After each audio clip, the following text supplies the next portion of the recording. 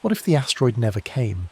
No mass extinction, no end of the dinosaurs, just millions of years of thundering footsteps, leafy jungles and evolution on a different path.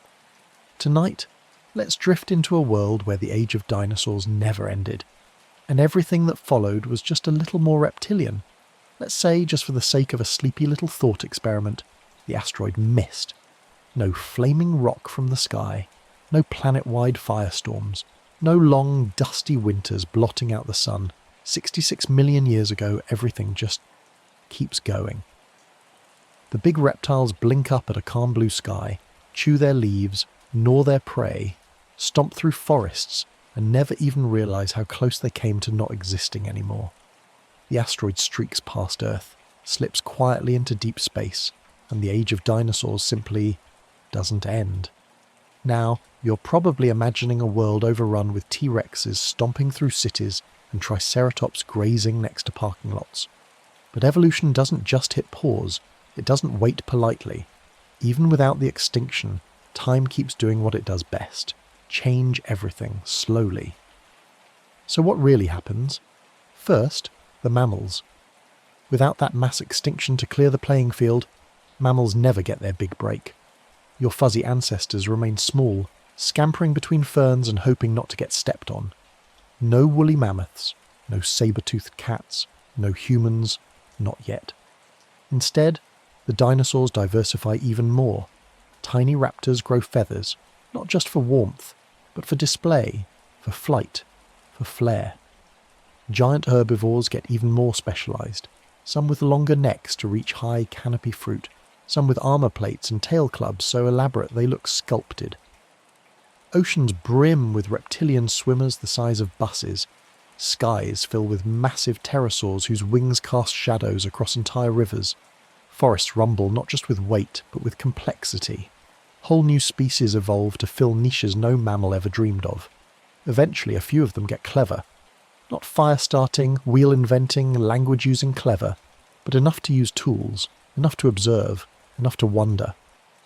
A species of semi-aquatic, beak-faced pack hunters develops complex vocalizations. Another learns to build nests in patterns, symmetrical, deliberate. Over a few million years, some start shaping their environments, using stones to break open shells, flattening grass to guide herds, decorating their scales with pigments from flowers and mud. It's slow, much slower than the rise of human civilization, but uninterrupted it's steady. One species, let's call them Therodricos socialis, becomes particularly good at coordination. They live in cliffside communities, balancing on two clawed feet, chirping and signalling with flashes of bright feathers. They pass knowledge to their young. They keep bones as tools. They scratch marks into tree bark. They don't build cities, not yet. But they organise. If you could peek into this alternate Earth, you'd see strange villages of stone and vine built into jungle canopies. Smoke, not from fire, but from fermented plant piles used to soften fruit skins. Elaborate nests full of glittering stones collected from far away. Still no smartphones, still no espresso machines. But culture, yes. Meanwhile, the world reshapes itself. Continents drift, climates change, poles wobble. The same Earth you know unfolds, just covered in scales instead of skin. Instead of New York City, there's a dense marsh ruled by towering bird lizards with curved beaks and a strong sense of territory. Instead of humans walking the moon, there are only glances toward the stars, no rockets, just long looks. And if humans ever did emerge, if some tiny mammal somewhere did manage to evolve upright limbs and oversized brains, it wouldn't happen in a vacuum. They'd be the underdogs, the invaders, outsiders in a world already full of intelligence. They'd have to negotiate with a planet that never made room for them. And maybe that's the biggest change of all, not the lack of humans, but the humbling of them. A reminder that the world wasn't waiting for us. And in this alternate Earth, this living, breathing museum of prehistoric wonders, the air smells a little different, richer, wetter. Plants never needed to evolve around mammals, so they kept their giant leaves, their armoured stems, their defences meant for dinosaurs. Trees grow broader, with bark that flakes in shimmering plates. Ferns rise like canopies. Flowers, if you can call them that, are strange, less colourful, more functional. designed to lure insects the size of small birds. And there are sounds, deep, low, resonant ones. Bellows, croaks, bone-deep rumbles that travel for miles across open plains. Thunder that isn't from the sky, but from herds moving in unison. Every morning and every dusk is a symphony of calls. Not chaotic, just very large. The oceans, too, are full of monsters that never left. Sleek mosasaurs with dolphin-like grace, ichthyosaurs with wide eyes and faster reflexes than anything with fur. Coral reefs grow taller, built not by fish alone but by ancient crustaceans that outcompeted their younger cousins long ago. Flight still belongs to feathers, but the sky isn't owned by songbirds. It's ruled by leathery, long-jawed flyers whose wings stretch wider than buses. They roost on mountain cliffs and fish with astonishing accuracy. You could watch them dive all day, if you had the time and the cover. In this world, humans might exist, but they'd be smaller, not physically, but culturally. There's no conquering force here, no sweeping across continents with fire and flag. The dinosaurs own the narrative. Humanity, if it even rises, must learn to share it. Maybe we live in tree forts, high and hidden. Maybe we become observers instead of rulers. Maybe we learn languages that echo birdsong and tail thumps instead of alphabet and ink. Maybe we never build skyscrapers, because the world already towers above us. In this world where dinosaurs survived, there's no need for imagination when it comes to dragons. They're real, in a way. Not fire-breathing, not flying serpents with treasure hoards, but cold-blooded titans that stalk the warm edges of the world. The kind that rumble low in their throats and bask in red morning light, jaws slightly open to cool their teeth. And with them, a different kind of history unfolds. There are no pyramids built by human hands, only winding paths trampled through ancient forests, carved not by kings, but by generations of migrating giants. There are no castles, just low stone shelters huddled beneath canopy branches, always near rivers, always built with escape tunnels. Human tools are not made for conquest. They're made for silence, camouflage, respect. In this world, intelligence isn't an arms race, it's a dialogue.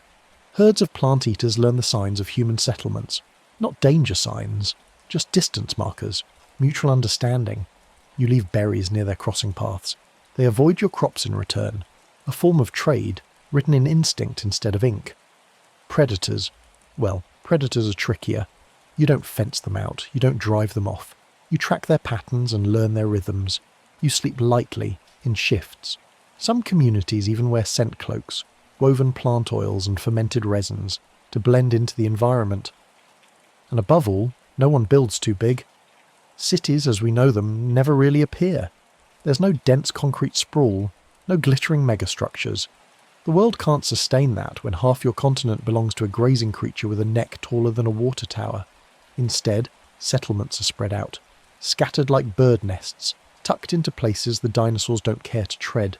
3 hollows, rocky alcoves, river islets, each one just temporary enough to leave no deep scar. And over time, a kind of balance emerges. Humans become watchers, trackers, students of movement. They paint, not on canvas or walls, but on leaves, bones and feathers. They don't farm in rows. They sow in spirals, in hidden patches, in patterns that mimic nature. Their language is full of whistles and low vibrations, meant to soothe or signal. Their myths are quiet. They don't tell stories of domination, but of patience, waiting for the right season, understanding the right signs, learning the migration cycles of creatures who will never speak, but always listen. Some children grow up dreaming not of horses or bicycles, but of riding on the backs of duck-billed giants, of sleeping in the curve of a stegosaur's tail, of watching the world from the perch of a flying reptile's cliff nest. But dreams are one thing, reality is slower, and the reality of this world is that everything takes more time. Want to visit another settlement? You wait 3 days because the lowland plains are crossing ground for an old lumbering herd that doesn't care who's in the way. Want to send a message? You tie it to the leg of a trained scavenger bird, a sleek bipedal thing that smells like dried mushrooms and meat. Even tools evolve differently. With metal so hard to come by, people rely on bone and shell, obsidian and resin. Lighter, biodegradable, more fragile, yes, but also safer. When you live among creatures that respond to vibration and light, you don't carry a flashing screen or a motorbike. You carry something that speaks softly. And what of science, It still exists, still flickers into being in the minds of curious observers, but it looks more like biology than physics, more like harmony than harnessing. No rockets, no satellites, but incredibly detailed knowledge of migration routes, nesting rituals, healing herbs. There are books, but they're made of pressed fern pages, bound in hide, passed down through whispers and scent. And the stars, they're still up there, bright and distant, but nobody rushes to leave Earth, because Earth is still wild, still full of things worth learning, still too big to own, and far, far too alive to conquer. As centuries pass, stories deepen. In our world, we measure time with kings and wars, inventions and discoveries. But in the world where dinosaurs survived, time is told in migrations. In the first return of the long-necked ones after the fifth flood. In the season when the sky shadows nested on the high cliffs, and 2 eggs hatched with golden eyes. History here isn't written in books. It's remembered in feathers kept on woven mats, in lines of pebbles along the edge of a dwelling, in the swirl of red clay painted across a shoulder during a naming ritual.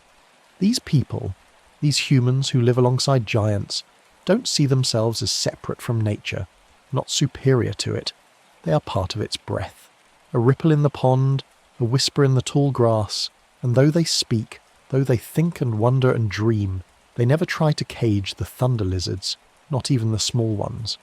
You don't build zoos in a world where the animals are older than your kind. So instead, they build quiet systems of coexistence. They seed special plants in certain areas to draw herds away from their homes. They learn to sing low, rumbling tones to let predators know they're nearby. Not food, the tone says, not today. They cover their fires with stone domes that allow heat but block smoke. Even the flame must learn humility. And in this kind of world, religion takes a different shape. There are no temples, no statues of human-like gods. Instead, there are places where the earth itself feels sacred. A crater lake where feathered creatures gather once a year, as they have for 1,000 generations. A stretch of salt flats where nothing grows, but where the bones of an ancient giant lie half buried, untouched, revered, circled with cairns. A cliff edge where the wind always howls in the same pitch, as if it remembers something. Here, faith isn't about asking, it's about listening. You don't pray for more. You pause and give thanks that you're still here, still breathing, still part of the rhythm. And slowly, very slowly, things do change. Not with cities or empires, but with patterns. Technologies rise not to control the environment, but to blend with it. Simple tools of communication, chimes made of shell that hang from tree limbs, their sound specific enough to signal danger or invitation. A community deep in the marshlands begins growing tiny mosses that glow faintly at night, guiding travellers without firelight. Another carves long whistles that mimic the mating calls of certain sky gliders, not to deceive them, but to warn them of storms. You might think this world is behind, that it's lacking something. Electricity, high-speed rail, social media. But you'd be missing the point.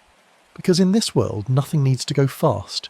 Time is not a ladder to climb. It's a pool to float in. The dinosaurs, they've barely noticed the humans. The cleverest species might glance with curiosity, might sniff the air around a new dwelling, but they're not afraid, and they're not impressed. And the humans don't mind. Because they've made peace with being small, not insignificant, just small. And that's its own kind of wisdom. There's a story told in a jungle community deep in the shadows of what would have been modern-day Borneo. They say that once, a young child wandered away from camp during the quiet hours of the afternoon, chasing after a gliding lizard the size of a glove. The sun dipped low, the shadows stretched, the forest grew still, and then came the low vibration, a sound like distant thunder, but heavier, coming from the ground. A sound that meant something very large was approaching. The search party froze, not out of fear, but respect. No one runs in a thunderfoot zone. You wait, you listen, you let the path choose itself. Minutes passed, and then from the trees the child emerged, perched calmly on the crest of a massive, slow-walking beast, a scaled creature with skin like dry riverbed clay, with fronds growing from its spine like natural sails. Its eyes blinked slowly without concern. The child waved. The creature moved on, and no one ever saw it again.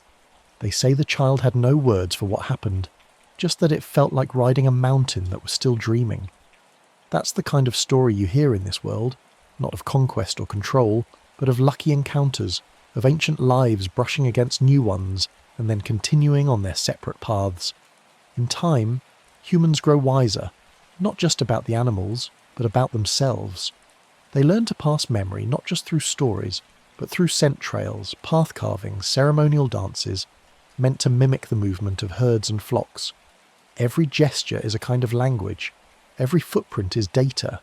Entire communities specialize in following a single family of creatures across generations, drawing vast migration maps using knotted ropes and layered bark scrolls. Not to interfere, but to understand. Children grow up learning to read weather not from apps, but from the behaviour of long-necked grazers who begin to tilt their heads to the east 3 days before a storm. They learn to tell time by the shape of shadows on scale, the length of a roar echo across the canyon. And while there are no governments in the way we know them, there are councils, gatherings of the oldest and wisest, who have seen more seasons than they can name, and who carry in their bones the sound of the land. They don't make laws, they make reminders. Remember where the eggs were laid last spring? Remember the pattern of moss on the western trees. Remember how far the fires reached in the dry year. And remember that we live on borrowed land, because in this world, extinction is not a myth. It is a presence, a shadow always behind the sun. They know what happened in other timelines, the ones with asteroids and flame. They know that life can disappear in a blink, and so they live in a way that honours it. Nothing is taken without gratitude. Nothing is built without consideration. Nothing is forgotten. And though technology never climbs beyond the stars, though there are no cities of chrome or towers of glass, there is a kind of wisdom in the way these people live. A calmness, a patience, a life stretched out not in productivity, but in rhythm. And somewhere out there, a massive beast opens one eye, blinks slowly, and returns to dreaming. As the sun sets over this ancient earth, light moves differently. It doesn't bounce off steel buildings or flash against windshields. It glides over wetlands, through fern fronds, across the backs of sleeping giants stretched in the mud. It filters through canopies and settles in shallow pools where insects skim the surface, undisturbed. Night comes slowly. There are no glowing cities, no highway buzz. Just the shifting chorus of creatures adjusting their rhythms, the chitter of things with wings, the rustle of scaled feet, a far-off bass-heavy call that rolls across the treetops like a question no one is in a hurry to answer. And beneath it all, the people, still here, still quiet. They don't need to mark time with clocks or digital calendars. They know the year has turned when the leafbacks shed their armour, when the stone-throats begin to hum low and long in the river fog. They don't fear the dark. They listen to it. They don't light fires to banish the night. They paint with shadows. In this world, children learn early that the universe isn't centred on them, that they are not the first to dream, nor the largest, nor the loudest. And because of this, they grow up gentle. They speak in soft tones, even when excited. They wait their turn, even when eager. They walk around sleeping creatures instead of waking them. They never throw stones just to see what happens. They are taught that the past is always watching, not in a ghostly way, not with judgment, but with memory. The bones of the giants beneath the soil, the worn paths along the riverbanks, the feathers passed down from ancestor to child, they all remember. And because of this, people walk carefully, speak deliberately, dream humbly. Somewhere high in the cliffs above a misty valley, a small human family lives in a hut of woven bark and twine. They eat fish and fruit, and sometimes, if they're lucky, a kind of sweet moss that grows on the backs of sunbathing creatures. One of the children sleeps in a nest of woven leaves curled up next to a fossilized tooth larger than her arm. It's not a trophy, it's not even rare, it's simply a reminder that something once was here, that it left a mark, that it was magnificent. And in her dreams the child flies, not in machines, not with engines, but clutched in the gentle talons of a feathered glider, soaring above the treetops silent and unseen. No one in this world rushes to the future, because the present still holds mysteries, and the past is alive in everything. And so, as night falls across this earth that might have been, a quiet settles in, a hush not of absence, but of awe. The dinosaurs sleep. The humans wait. And time flows. Not forward, not backward. Just around. Like a river. Like a breath. Like the soft, endless rhythm of a world that never stopped being wild. Occasionally there are whispers. Soft-spoken theories passed between settlements and cliffside villages. But somewhere beyond the eastern fog, past the mountain chains where the clouds never break, there are others. Other humans, yes, but ones who live not just near the giants, but among them. Not myth, not legend, just stories, carefully told. Some say they've seen humans who ride on the backs of crestheads, steering with gentle calls and woven reins of moss. Others speak of a place where carnivores are not avoided, but fed. Not tamed, no, never that, but respected so deeply their paths cross with human lives in mutual silent understanding. No one knows if these stories are true, but they're not dismissed either. This is not a world where people scoff at what sounds unlikely. Not when every day is full of reminders that you are surrounded by survivors of an ancient history far older than your bones. Besides, the world is vast. Even in our time, we haven't seen it all. But in a timeline ruled by creatures of such size and spread, there's always more hiding in the gaps, more caves left unmarked, more cliffs left unclimbed, more migrations never witnessed. In this world, discovery is not an achievement, it's a ritual. You don't plant flags, you leave offerings, you don't name mountains, you ask if they already have names. Children are taught to leave their handprints not to mark territory, but to thank it. And so, time stretches forward. Generations pass like rain seasons, not with haste, but with rhythm. The world doesn't change quickly, but it remembers everything. Bones become fossils, fossils become waypoints become stories, and stories slowly turn into wisdom. The people evolve, not in body, but in knowing. They know how to fold leaves into cups that don't leak. They know which stones sing when tapped, and what their song means. They know how to coax a warning call from a sky glider by mimicking its flight with a slingshot leaf on a stick. And more than anything, they know how to live with something bigger than themselves. That, above all else, is the defining feature of this world. Not the dinosaurs, but the humility. No one here builds to last forever. No one cuts down every tree. No one mines until the hill is hollow. Because everyone understands that they are tenants, not owners, of this land. There are no garbage dumps, no sprawling power grids, no towers scraping the sky. Instead, there are pockets of light. Small, well-tended places where the warmth of fire doesn't scare the beasts, where night songs drift into the trees, where food is shared and silence is respected. And maybe, just maybe, some of these places will last for thousands more years. Or maybe not. Maybe the next generation will move on, build anew, adapt again. Because that's what life does in this world. It moves forward, yes, but never too fast. And when the long rains come, and the hills slide into the rivers, and the stars vanish behind clouded skies, people won't panic. They'll wait. They'll listen. And they'll begin again. In the cool hours just before dawn, the forest hums, not with sound, but with presence. Everything is still. The giants sleep beneath layers of mist and moss, their breaths like wind through caverns. Tree trunks rise like ancient pillars, roots woven so deeply into the earth they feel like memory itself. Overhead, the sky shadows stir, wings rustling faintly as they shift on their perches. And somewhere, in a clearing the size of a heartbeat, a lone human kneels. They are not praying, they are not searching, they are simply waiting.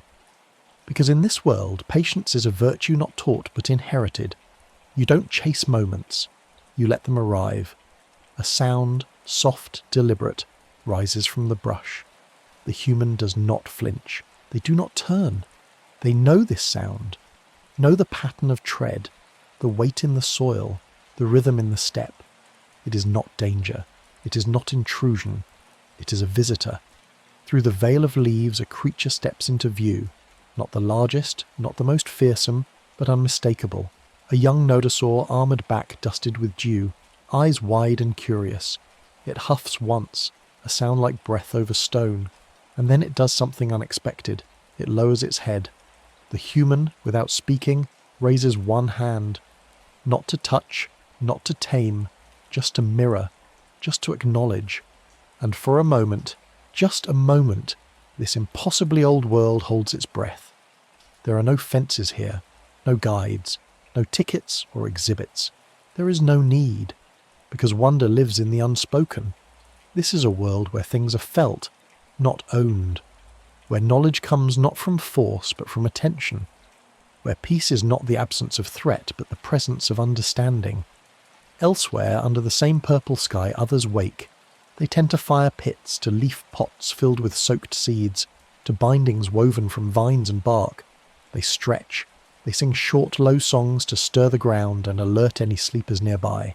There are no alarms, no clocks, just rhythm. A sky glider shrieks in the distance, and the community looks up, not in fear but in greeting. Its path is clear. Its flight is steady. The day begins, not with rush or urgency, but with acceptance. And somewhere deeper in the woods, the very old ones move. You don't see them often. They keep to themselves. Slow, colossal creatures whose names aren't spoken out loud, not because of taboo, but because no name would be enough. Their tracks fill with water before their feet have even lifted. Their calls rumble through the bones before reaching the ears, and when they pass, everything pauses, not out of fear but reverence. They are not gods, but they are close. They are what came before, and what may still remain long after. As the sun crests the trees, light pours across this earth. An earth unchanged by concrete, unscarred by machines. It flows over the scaly backs of grazing herds, filters through giant leaves swaying gently in the wind, and flickers across the faces of humans who have never needed to own anything to belong. In this timeline, there are no planes, no skyscrapers, no satellites, but there is still wonder, and it's everywhere, in the way vines curl toward the morning warmth, in the shapes worn into rock by generations of giant tails brushing past, in the brief moment of eye contact between species, separated by millions of years but united by the stillness of now. The Earth is not a stage in this world. It is a home, and here, humanity never had to take it to the brink to remember that. Here, we grew up not because we conquered, but because we listened. Hey there. Tonight let's wander through some quietly dramatic what-ifs. Big, serious questions, but told in the softest, slowest way, so your mind can drift gently to sleep. Let's begin with a heavy one. But don't worry, we'll go slow, south. Imagine, for some reason, no politics, no war rooms, no angry speeches, the world's nuclear arsenal, every last bomb, quietly agrees on one target. And let's say it's a city. Not a huge one, not a tiny one. Just a medium-sized city, somewhere on Earth. Maybe one you've never visited. Maybe one that just happened to be in the wrong place at the wrong time. The launch happens at midnight.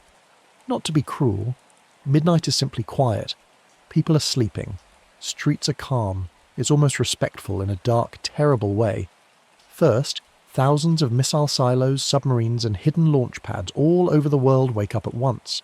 Not with explosions, just blinking lights, gentle hums, hydraulic arms lifting missiles skyward in dark forests, icy oceans and sun-scorched deserts. And then they launch. But not all at once. They rise in waves, like a very slow, very organised orchestra. Some take seconds to leave Earth's surface. Others take minutes. High above the world, they arc like fireflies. You might think it's beautiful if you didn't know what was coming next. In the upper atmosphere, thousands of missiles follow perfect, cold, mathematical curves. They pass over sleepy farms, empty highways, quiet oceans. No sirens sound in the city below. No alarms ring in the streets. No one expects this because it's never happened before. It's almost peaceful the way they glide toward their destination. If you were standing outside, far away, you might not hear anything at all. Just silence, and the stars above, and then, before the first bomb hits, there's a tiny moment of stillness. The kind of pause that always comes before something important happens. In that pause, the wind holds its breath. The leaves stop rustling. The birds stay silent in their nests. And for one impossible second, the city beneath those bombs sleeps on, wrapped in darkness and quiet dreams. And then, at once, the first bombs arrive. Not with a single crash, but like rain starting to fall. The first detonation lights the night like an artificial sunrise. A glow so bright, so fast that it leaves no shadows, only light itself. Seconds later, another bomb hits, then another, and another. They come in waves, dozens at a time, hundreds more following behind. The city's streets, buildings, parks and rooftops melt into the light.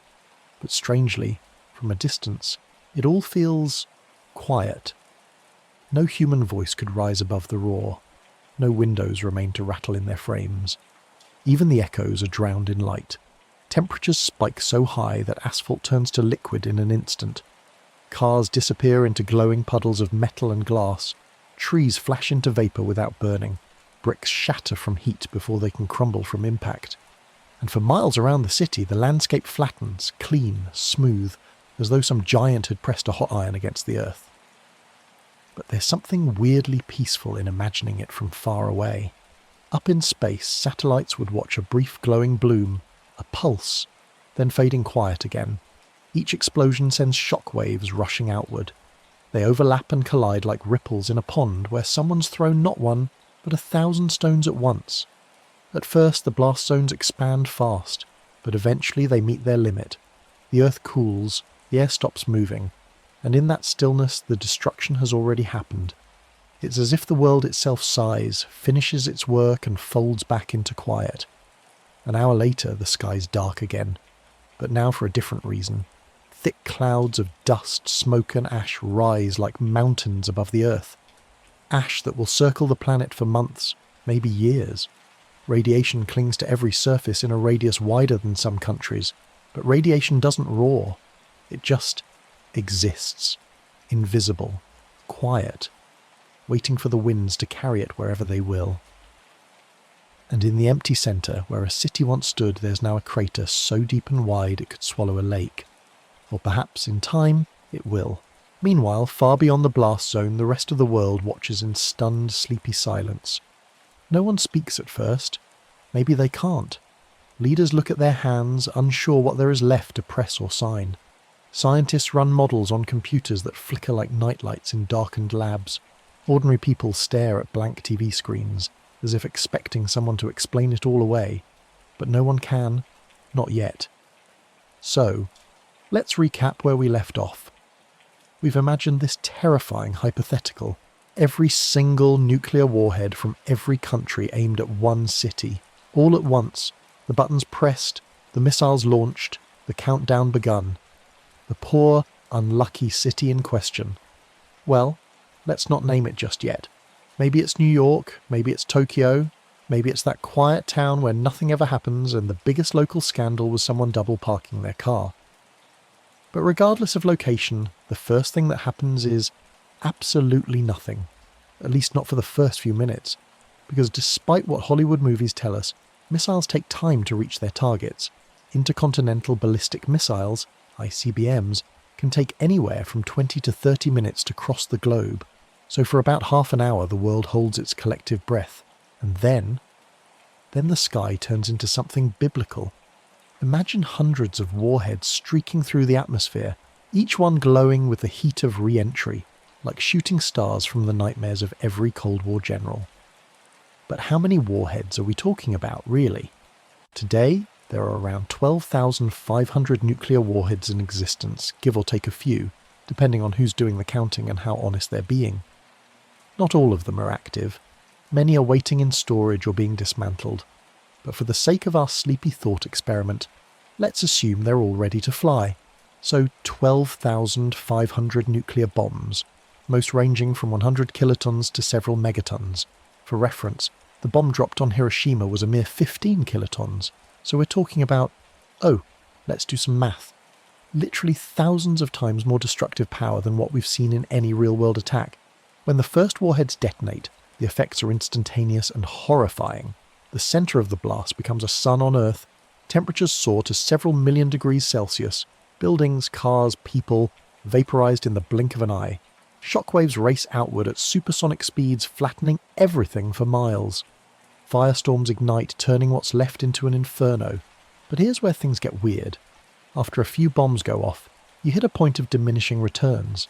There's only so much destruction one city can take before it's, gone, vaporised, reduced to rubble and dust. So what happens to the other 12,450 warheads still incoming? Funny thing about nuclear weapons, their blast radii start overlapping. The first bombs obliterate everything within 10 to 20 miles of ground zero. The next bombs, well, they're blowing up what's already been blown up. They're basically nuking the ashes. Eventually, the explosions aren't adding much to the destruction. They're just making the world's largest crater a little deeper, kind of like throwing more water on something that's already underwater, but it gets worse. Or, depending on your perspective, more interesting. All those nuclear detonations kick an insane amount of debris, dust and radioactive particles into the atmosphere. We're talking hundreds of millions of tons of material. This is where we cross from local disaster to global catastrophe. The dust blocks out sunlight, temperatures drop worldwide, crops fail, famine spreads, welcome to nuclear winter. And the radiation, gamma rays, neutrons, and all sorts of nasty isotopes spread across the planet on the jet streams. Radiation poisoning isn't just for the unlucky people near the blast, it's now everyone's problem. So, in our scenario, one city gets obliterated beyond recognition, but the entire planet suffers. Ironically, the country that launched the nukes might suffer just as much as the one they targeted. No winners here. But let's rewind for a second. What would this look like from space? Satellites would capture a surreal sight. A massive, expanding fireball. A mushroom cloud unlike anything seen before, bigger than Krakatoa, bigger than the Chicxulub impact that wiped out the dinosaurs. And then, like bruises on the face of the Earth, you'd see other effects spreading. Cloud cover changes, dust storms, wildfire smoke, all from one city. And yet, after all the drama, the planet would keep spinning. Life elsewhere would go on, though much harder than before. Animals in distant forests might feel the chill but not understand why. People on the other side of the world would wake up to dark skies and colder nights, wondering if this is what the end feels like. But hold that thought. Let's dial back the drama just a bit. Because here's a strange question. What if, instead of blowing it all up at once, someone spread out those bombs, set them off one at a time over decades or centuries? Ironically, the long-term damage might be less catastrophic. The atmosphere could recover between detonations and the Earth would have time to heal. But no, in our scenario, subtlety has left the building. It's all about overkill, maximum destruction, maximum fallout. Which makes you wonder, why aim it all at one city in the first place? Why not spread the bombs across multiple strategic targets, like military sites, government bunkers, power plants, and so on? That's what actual nuclear war plans suggest. Even during the Cold War, the idea wasn't to flatten one city, but to cripple an entire nation's infrastructure. But again, that's not what we're here for. We're here to imagine a sleepy what-if, a ridiculous, impossible, but strangely fascinating scenario where every single bomb humanity ever built rains down on one lonely spot on the map. And honestly, that spot wouldn't even be a crater when the dust settled. It would be a hole. A scar on the planet's surface, hundreds of feet deep, possibly visible from space for centuries to come. But what happens next? Well, for starters, the survivors, if there are any nearby, would be in for a rough time. Radiation sickness, collapsing infrastructure, food shortages. The global economy would tank overnight. Planes grounded, ships stranded at sea, power grids flickering and failing. And governments? Governments would scramble to respond. Emergency meetings at the United Nations, scientists calculating fallout zones, aid workers rushing toward disaster zones, only to realise there's nowhere left to help. And in the middle of all this chaos, somewhere far away, you'd probably find a handful of people quietly wondering, who thought this was a good idea? Now, as the dust settles, figuratively and literally, the world faces the aftermath. First, there's the local impact, which is frankly beyond comprehension. If you could somehow stand at the edge of the destruction, assuming your Geiger counter wasn't screaming at you to run away, you'd see a landscape straight out of science fiction. No buildings, no streets, no landmarks, just a vast blackened pit surrounded by charred earth and twisted remnants of what used to be civilization. But here's something unexpected. The Earth, resilient old rock that it is, wouldn't just collapse into nothingness. Beneath the city, the mantle and crust would hold steady. Sure, you'd have a crater, but the planet itself wouldn't crack open like an egg. No doomsday movie earthquake splitting continents in half. Earth's tectonic plates have survived asteroid impacts far worse than this. Still, this would be the biggest human-made explosion in history by many orders of magnitude. Even the largest nuclear test ever, the Soviet Tsar bomber at 50 megatons, would look like a firecracker next to this monstrosity. But what's happening to the atmosphere above? Well, that's where the real long-term trouble brews. The blast would send smoke and soot high into the stratosphere, where there's no rain to wash it away. Unlike volcanic eruptions, which mainly release ash that settles within a few years, this nuclear soot could stay aloft for a decade or more. And what does soot do up there? It blocks sunlight.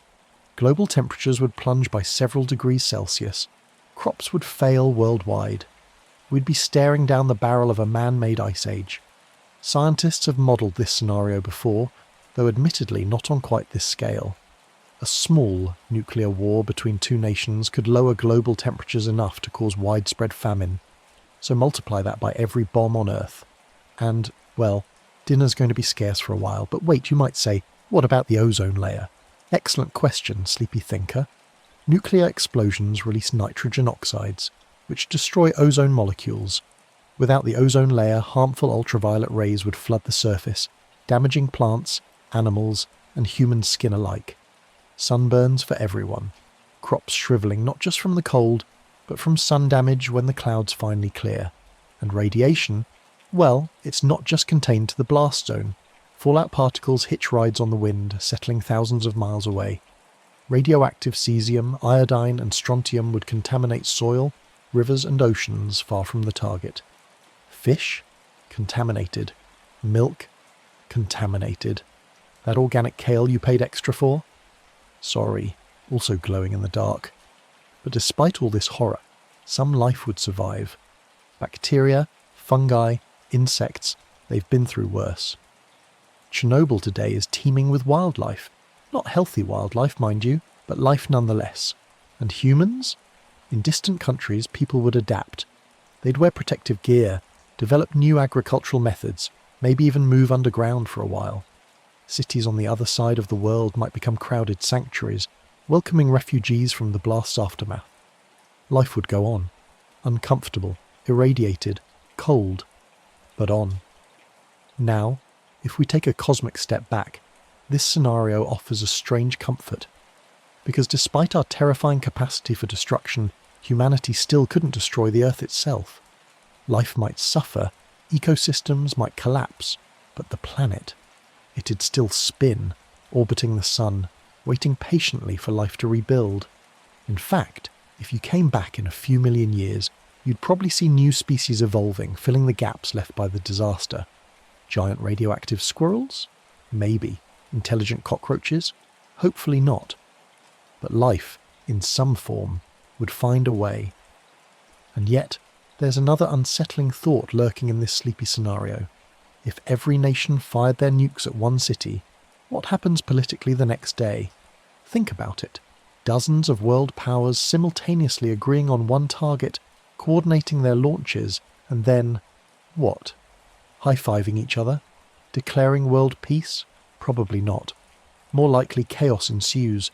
Governments collapse from public outrage. Military alliances fracture. Civil wars break out as populations question their leaders' sanity. So, in a darkly ironic twist, concentrating all nuclear destruction on one city might prevent World War III, because all the bombs are gone. But the global instability that follows, that's a whole new kind of disaster. And then, of course, there's the question nobody wants to ask, but you're probably thinking about, which city would it be? Choosing a target for such an apocalyptic event is a geopolitical nightmare. No nation would volunteer. Every nation would argue why it shouldn't be them. Neutral countries would protest. The UN would deadlock. And in the end, someone would probably flip a coin. Or more realistically, wage another war over the decision. But let's not end on that grim note. Instead, picture this. Somewhere far away from the chaos, in a quiet forest or on a distant island, a small group of people sits around a campfire. They're telling stories, roasting what little food they have left, and wondering aloud how humanity ever thought it was a good idea to build so many bombs in the first place. And in that moment, under a darkened, dust-filled sky, there's a tiny flicker of hope. Because if we can imagine this scenario and recognise how foolish it would be, maybe, just maybe, we can also imagine a world where we never let it happen. Now let's gently zoom out and ask something much less apocalyptic. What would happen to the environment itself? Beyond the rubble, beyond the radiation, beyond the clouds of ash and soot, the planet's ecosystems would undergo strange and gradual changes. First, let's talk about the oceans. You might think the oceans would be spared, right? After all, the bombs didn't detonate underwater, but sadly, no. The sudden cooling of the atmosphere would disrupt ocean currents. You know how the Gulf Stream keeps parts of Europe relatively warm? Well, if that current slowed down or even stopped, places like the UK and Scandinavia would feel more like Siberia. And coral reefs, already stressed from climate change, would struggle with sudden cold snaps and lack of sunlight filtering through the soot-filled skies. Meanwhile, on land, forests would become ghostly remnants. Without sunlight, trees couldn't photosynthesize, and many species would wither away. But fungi, those humble recyclers of decay, would flourish, breaking down dead plant matter and creating strange, pale forests of mushrooms and mould. Imagine walking through a world where towering mushrooms replace the oaks and pines. A bit surreal, but oddly peaceful. And what about the animals? Well, some species would perish quickly, especially larger mammals who need lots of food. But others, like rats, cockroaches and crows, would adapt and thrive.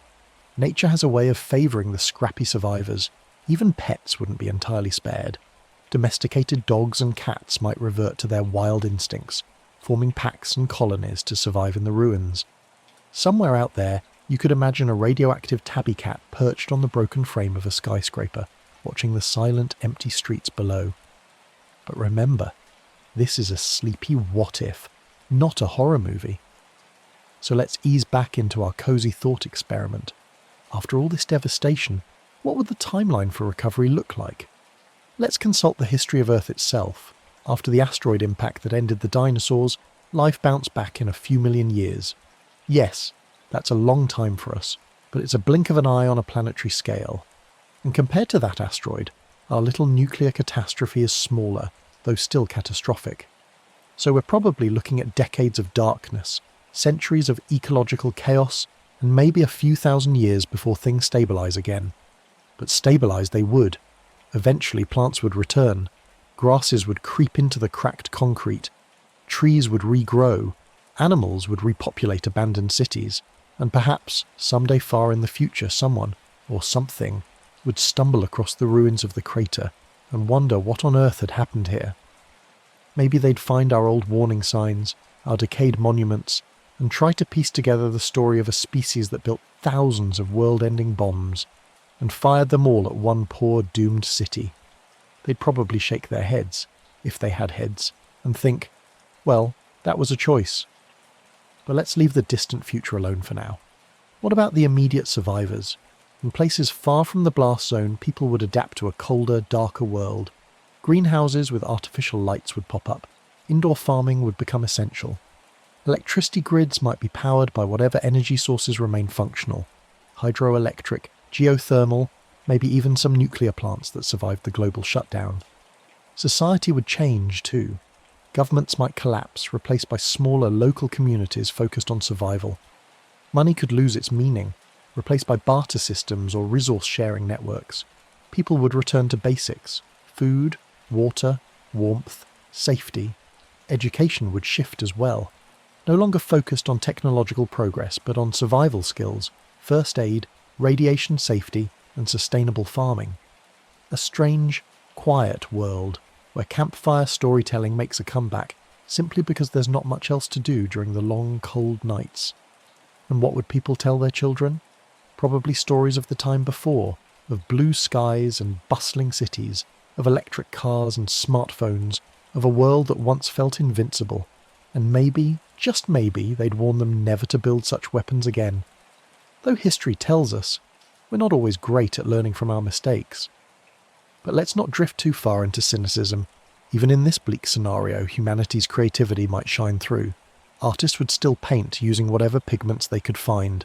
Musicians would still compose songs, even if only on battered acoustic guitars. Poets would write verses by candlelight. Because that's what we do. In the darkest times, humans create beauty. Even if the skies are grey and the air is cold, there's always room for hope, for laughter, for connection. So while the first few decades after our catastrophic event would be difficult, they wouldn't be devoid of joy entirely. Small joys, perhaps.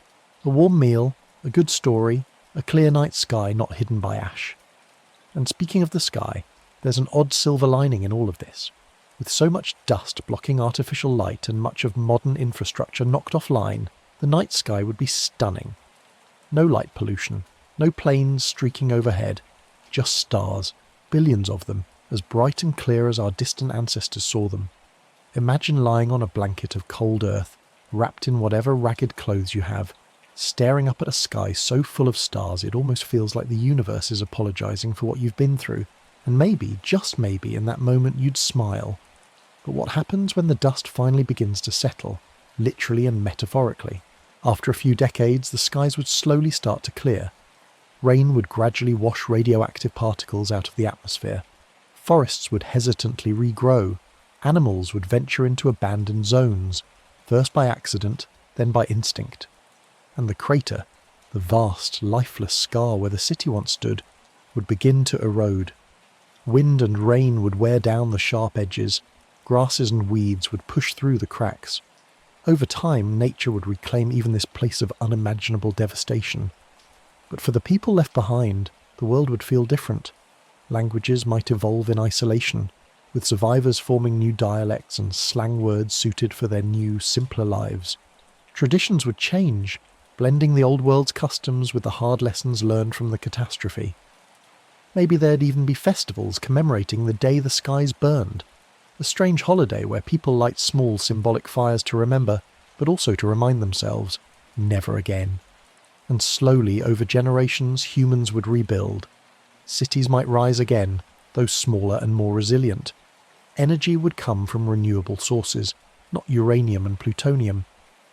Perhaps governments would be decentralised, societies built on cooperation rather than competition, although knowing human nature there'd probably still be the occasional argument over who gets the last jar of pickles. Technology wouldn't disappear entirely. Knowledge would survive in old books, forgotten servers, and the memories of the people who lived through it all. The internet as we know it might fade away, but in its place maybe communities would create local networks, digital islands in a vast sea of wilderness. And as for the story of what happened, well, it would change in the telling.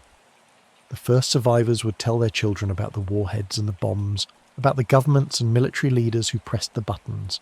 But their children's children might turn it into something different, a myth perhaps, a cautionary tale of hubris and fire raining from the skies. Over time it might lose its technological explanation and become a legend, the day the gods punished humanity's arrogance. History has a way of becoming mythology when enough time passes, but let's pull back once more and end on a quieter, more peaceful note. If you visited Earth 1,000 years after this event, assuming you had a very sturdy hazmat suit, you'd find a planet that looks surprisingly alive. Different, sure, but still teeming with life. Forests would carpet the land once again. Animals would fill the forests and plains, many of them distant cousins of today's species, adapted to the new world.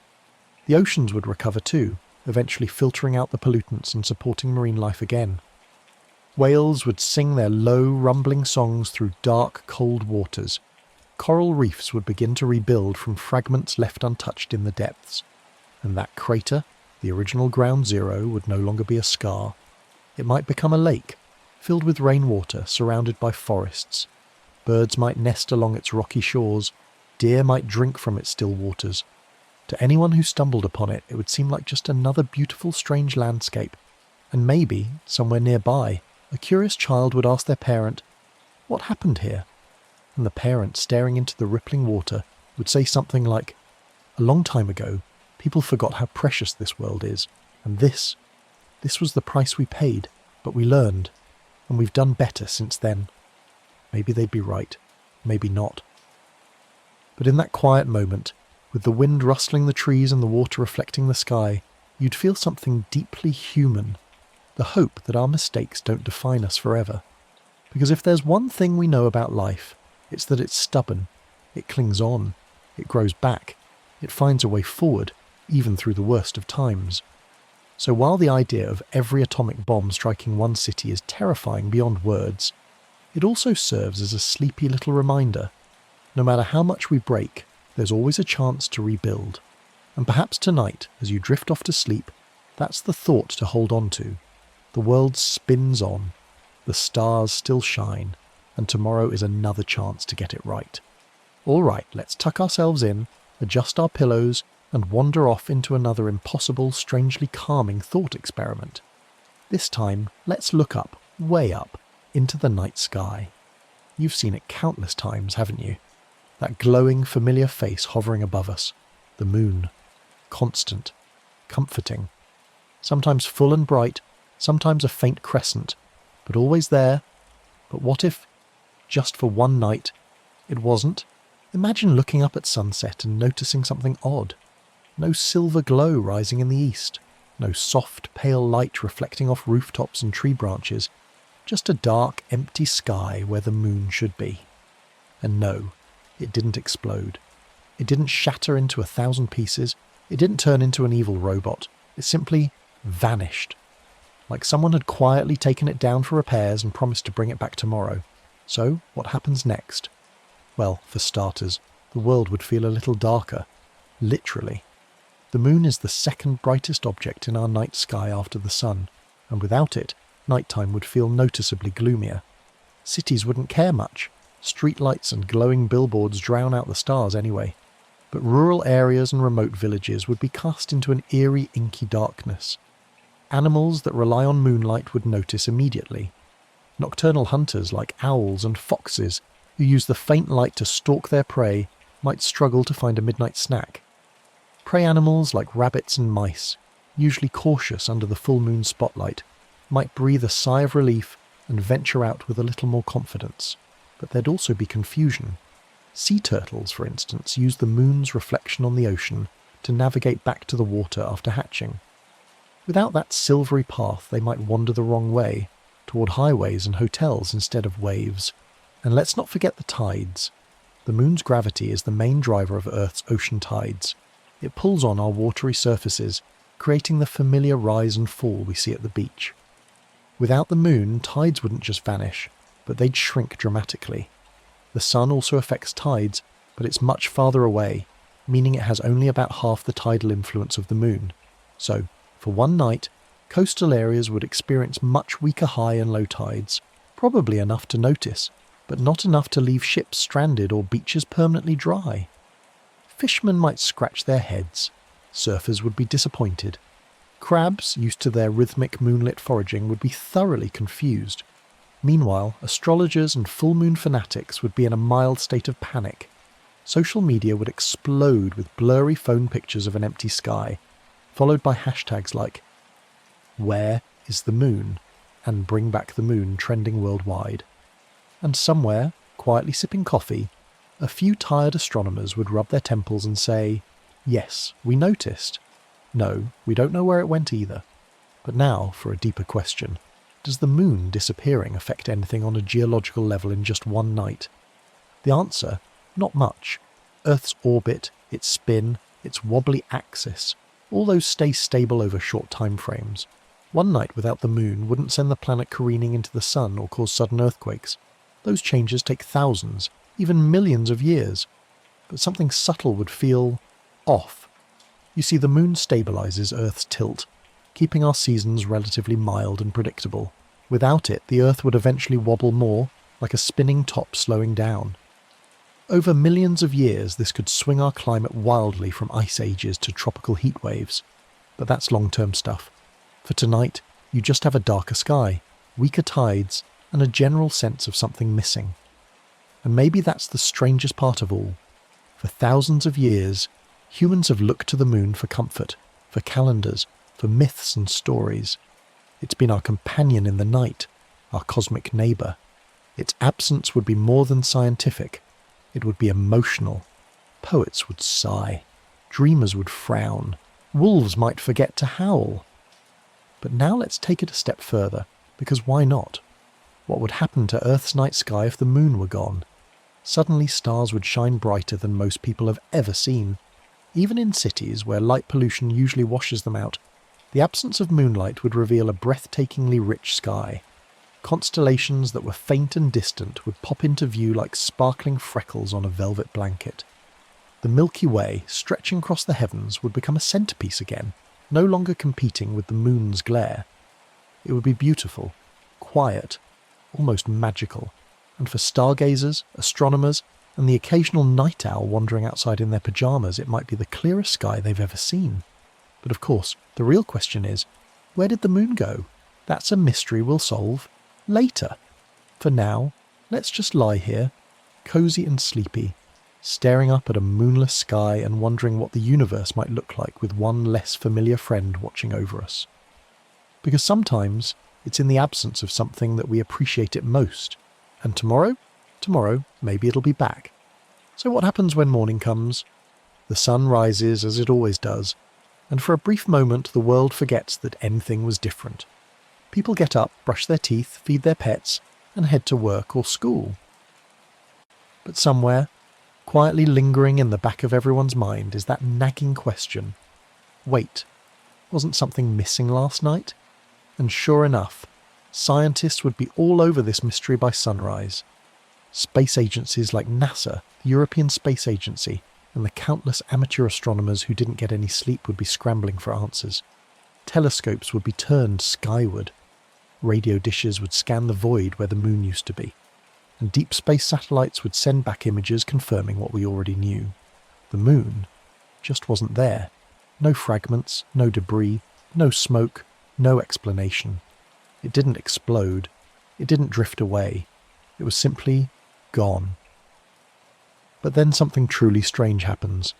As dusk falls the following evening, people step outside, look up, and there it is, perfectly intact, perfectly positioned, as if it had never left, a full, glowing moon hanging in the sky like nothing happened. And that's where things get really interesting, because scientists would want answers. Immediately. Where did it go? How did it come back? Did it teleport? Slip through another dimension? Was it briefly borrowed by extraterrestrial moon thieves? Of course, the more likely explanations would be less dramatic. Maybe it was some massive cosmic anomaly. Maybe reality itself hiccuped. Maybe, in ways we can't yet explain, something shifted for just one night. Or maybe, just maybe, this whole thing was meant to remind us how much we take the moon for granted. But let's pause our cosmic conspiracy theories and go back to what changed in the meantime. See, for that one moonless night, the world got a tiny preview of life without its lunar companion. Without the moon's bright face lighting the way, people noticed stars they hadn't seen since childhood. The darkness brought stillness to cities that never sleep. Animals behaved differently. The tides were calmer, gentler. Fishermen, who'd struggled with the low tides the night before, would see the familiar patterns returning. Sea turtles, who may have wandered the wrong way in confusion, would finally find their moonlit guide back to the sea. Nature, it turns out, is wonderfully adaptable, but humans, we'd probably keep asking questions. Books would be written, documentaries filmed, debate panels held late into the night. Some would claim it was a government experiment, others would insist it was a sign from the universe. And of course, there would be those who'd shrug and say, hey, things happen. But deep down, people might feel a quiet sense of awe, because for one night we saw our world a little differently. Now, let's explore one more side effect, something more philosophical than physical. Without the moon's presence, we would lose more than tides and nightlight. We'd lose a part of our culture. The moon has been a muse for countless poems, songs and stories. It's inspired love letters, lullabies, and late-night conversations on balconies. Ancient civilizations built calendars around its cycles. Festivals and rituals timed their celebrations to the full moon's rise. Take the moon away, even for one night, and you remove a thread from humanity's shared story. But then it comes back, and oh, how much sweeter it is to see it again. Children would point at it with renewed wonder. Couples would sit under its soft glow with a little more appreciation. And night owls like you and me? Well, we'd give it a knowing nod before pulling the covers over our heads and drifting off to sleep. Because sometimes, absence really does make the heart grow fonder. And so, the world spins on, tides return to normal, and the moon continues its ancient, silent journey around our planet. But every now and then, on clear nights when the stars feel just a little too bright, you might catch yourself wondering, could it happen again? Could the moon take another night off someday, slipping quietly away without a word of explanation? And if it did, would we panic? Or would we simply light a candle, step outside and enjoy the deep, quiet darkness for what it is, an unexpected gift from the universe? But for now, the moon stays put, and the tides roll in and out as they always have. So as you lie there drifting deeper into sleep, let this thought soothe your mind. The moon is up there tonight, watching over you, quiet, steady, patient, and tomorrow night it'll be there again. Probably. But now let's indulge our imagination just a little further, because why stop here, right? What if the moon disappearing for a night wasn't just some cosmic accident or strange prank of the universe? What if it was part of a bigger pattern? Imagine this. Every year, on exactly the same night, the moon vanishes, like a lunar holiday where our closest neighbour takes a brief vacation, Moon Day, or perhaps no moon night. How would the world adapt? Well, the first few times would cause chaos, sure, but humans are adaptable creatures. After a few years, we'd start preparing for it. Cities would light extra street lamps. Coastal towns would mark their calendars, adjusting fishing schedules and tide charts to account for the weaker tidal forces. Schools would teach kids about moonless night safety, complete with emergency flashlights and turtle rescue squads patrolling the beaches. There would be traditions too. Festivals dedicated to the stars which shine brighter without the moon's glow. People might gather in parks and mountain tops, telescopes pointed skyward, enjoying one perfect night of uninterrupted starlight each year.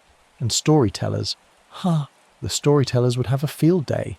They'd spin tales of why the moon leaves us. Maybe it goes to visit distant galaxies, or it takes a break from watching over us, sipping cosmic tea on the far side of the universe.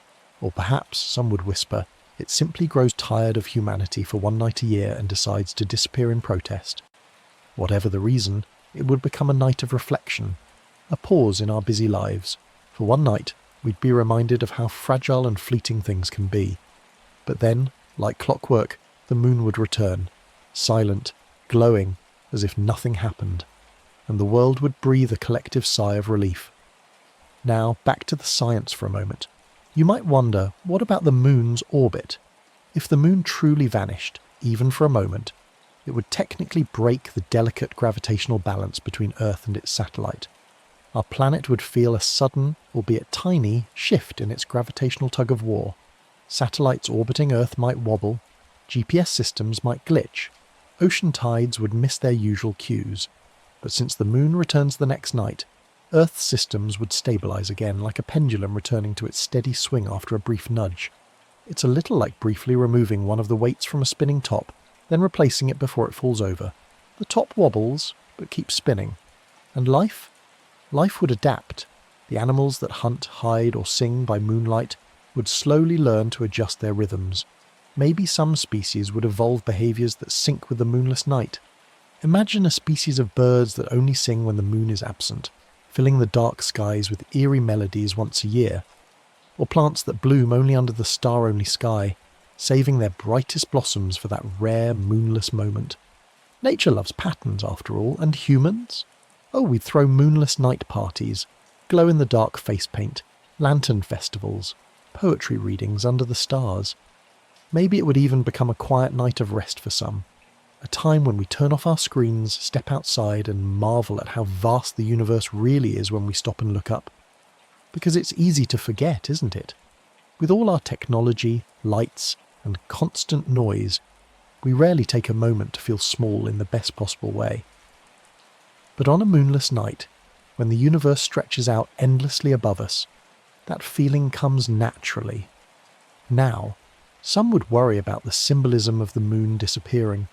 In many cultures, the moon represents balance, femininity, and the passage of time. Losing it, even temporarily, might feel like losing part of ourselves. But perhaps that's why its return would mean so much more. The moon vanishes and then comes back, like hope returning after despair, like light breaking through darkness, like the quiet reassurance that even when things seem lost, they might only be gone for a little while. And maybe that's the quiet lesson of this strange thought experiment. Sometimes absence teaches us appreciation. We spend our lives assuming that the constants in our world, our routines, our comforts, our little glowing companions in the sky, will always be there. But what if they weren't? What if just for one night the universe reminded us not to take them for granted? And when they return, when the moon rises again, full and bright and familiar, we see it with fresh eyes, not just as a lump of rock orbiting our planet, but as a quiet, steady friend who's been with us through countless nights, countless stories, countless dreams. So as you close your eyes tonight, drifting off to sleep, maybe give a little nod of thanks to that silver guardian in the sky. Because if it disappeared tomorrow, well, you'd probably miss it more than you realise. But let's finish this little cosmic bedtime story with one final thought. What if the moon knew? No, I don't mean it has feelings or a secret moon brain somewhere under the craters. But what if, in a poetic way, the moon understood its importance to us? Like an old steady lighthouse keeper who never misses a shift, always there, always shining no matter what storms pass below. And what if that one night away was simply the moon's way of reminding us, I've been here for billions of years, lighting your nights, pulling your tides, guiding your stories. Maybe just once you should see what life is like without me. Kind of like when someone slips quietly out of a room, just to see if anyone notices, and oh, how we'd notice. So when the moon returned the next night as quietly as it left, you can bet we'd pay a little more attention. We might stay up a little later to watch it rise. We might pause during a nighttime walk and smile at its glow. We might tell our kids, that's the moon, it left once but it came back. And maybe, just maybe, we'd write new stories about that night. Folktales passed down from generation to generation. The night the moon took a vacation. The night the stars stole the spotlight. The night the darkness was just a little too quiet. And future stargazers, lying in grassy fields, would wonder if it would ever happen again. Maybe it would, maybe it wouldn't. But isn't that the beauty of it? The universe keeps its secrets. And as we drift off to sleep beneath the returning moonlight, we're reminded that we don't have to know everything. Some mysteries are meant to stay mysterious. Because in a world filled with noise, sometimes it's nice to simply wonder. So tonight, as you nestle deeper under the covers, let your thoughts float up through the dark sky. Past the rooftops, beyond the trees, and into the vast quiet where the moon keeps its silent watch. Whether it stays or slips away again tomorrow, well, that's tomorrow's story. But for now, it's there. Calm, quiet, waiting. Just like sleep. Good night, moon. Good night, world. All right, let's get cozy again, take a deep breath, and drift into another question that absolutely no one asked. Except maybe you, lying awake at night, wondering about the quietest apocalypse imaginable. What if? The wind just stopped, not slowed down, not changed direction. I mean, completely stopped. No breezes rustling the leaves, no gusts blowing hats off heads, no howling storms, no gentle sighs through open windows. Just stillness. Picture stepping outside on what should be an ordinary morning, but instead of the usual breeze brushing your face, you feel nothing. The trees aren't moving. The flags hang limp, frozen in place. The air feels thick and heavy, almost like time itself has taken a coffee break. At first you might think, calm day. But then you notice something stranger. The clouds. They're just sitting there, not drifting across the sky, not slowly gliding past like lazy parade floats. They're frozen, as if someone paused the sky itself. And that's when it hits you. Something's very wrong. See, we take wind for granted. It's always there, whispering through forests, roaring across plains, filling sails and spinning turbines. But wind isn't just for making plastic bags dance across parking lots. It's essential. Wind moves heat around the planet. It balances temperatures between the scorching tropics and the freezing poles. Without it, the Earth's climate would get weird. So what happens first? Temperatures spike and plummet in weird places. The equator becomes unbearably hot because all the warm air just sits there, roasting like a forgotten pizza. Meanwhile, the poles grow colder and colder since no warm air comes to soften their icy grip. Places like Europe and North America, which rely on winds like the jet stream to bring weather systems across continents, would fall into strange stagnant patterns. One region might suffer endless heat waves, while another freezes beneath unmoving clouds. Weather, it turns out, is a team sport, and without wind, the team stops playing. But let's zoom in a little closer. On the ground, the effects are both subtle and unsettling. Smoke from chimneys doesn't drift away. It rises in a thin, lonely column and just lingers. Pollution builds up over cities because nothing's pushing it away. Air quality drops fast. Cities like Los Angeles, Beijing and Delhi, already struggling with smog, would find themselves wrapped in thick, choking blankets of dirty air. People would cough, visibility would drop, masks would become more common. Again, and if you've got allergies, oh boy, pollen, dust, spores, normally whisked away by the breeze, would hang stubbornly in the air, turning every breath into a sneezy gamble. But that's just the start. Let's take a sleepy stroll over to the oceans. Without wind, the surface of the sea becomes eerily calm. No waves, no whitecaps, no rolling surf. It's peaceful. Until you remember that wind drives the surface currents of the oceans. Currents like the Gulf Stream, which carries warm water from the tropics up the eastern coast of North America and across to Europe, would slow down. Without that conveyor belt of heat, Europe would chill dramatically. Summers would become mild, winters harsh. Countries used to warm ocean breezes would suddenly feel more like the Arctic. And marine life? Oh, they'd notice too. Many fish species rely on nutrient-rich waters being stirred up by wind-driven currents. Without that mixing, the oceans become stagnant deserts. Fish populations would crash. Fishing industries would collapse. And let's not forget about rain. Wind carries moisture-laden air over land, where it cools and falls as rain. Without that delivery system, many areas would dry out. Farmlands would suffer, rivers would shrink, forests would brown and crackle. It wouldn't be long before droughts, heat waves, and failed crops started reshaping economies and food supplies worldwide.